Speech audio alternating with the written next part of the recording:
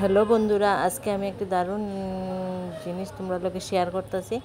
আর এটা হইলে আমরা অম্বুবাচীতে আমরা শ্বশুরবাড়িতে খাই আর কি। আর যেহেতু এই ভিডিওটা করার উদ্দেশ্য একজন আমার সাবস্ক্রাইবার রেসিপিটা দেখতে চাইছে, তাই উদ্দেশ্যে করা। আমার বর তো নাই করছিল।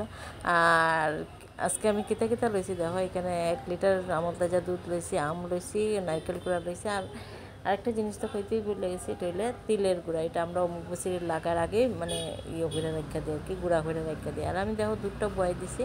দুধটা বয়ানোর পরে দুধটা ভালো করে জাল দিতে লাগবে, যে ঘন করে করলে না খুব ভালো লাগে। আর এখানে আমি দিয়া দিলাম তেজপাতা। আর দুধটা দেখো মোটামুটি হইয়া গেছে। এখন আমি দিয়া দিব তিলের গুঁড়াটা দেওয়ার পরে নারকেল কুড়াটা দিব। নারকেল কুড়াটা দেওয়ার পরে তারপরে একটু নাড়াইয়া ছেড়ে তারপরে চিনি দিব, তারপরে আমটা দিব। আমটা সবের লাস্টে দিব। আর দেওয়ার পরে এটা ভালো করে নাড়াইয়া ছেড়ে তারপরে নামাই নেব। আর এটা খাইতে আমার অত একটা ভালো লাগে না। আর যেহেতু এটা নিয়ম করতে লাগে, ওই নিয়মটা রক্ষা করবার লাগেই আমি করি আর কি। সবাই একটু একটু দিই আর কি। বাচ্চারা খায় এগুলা, ওরা বালা খায়। আমার অত একটা ভালো লাগে না।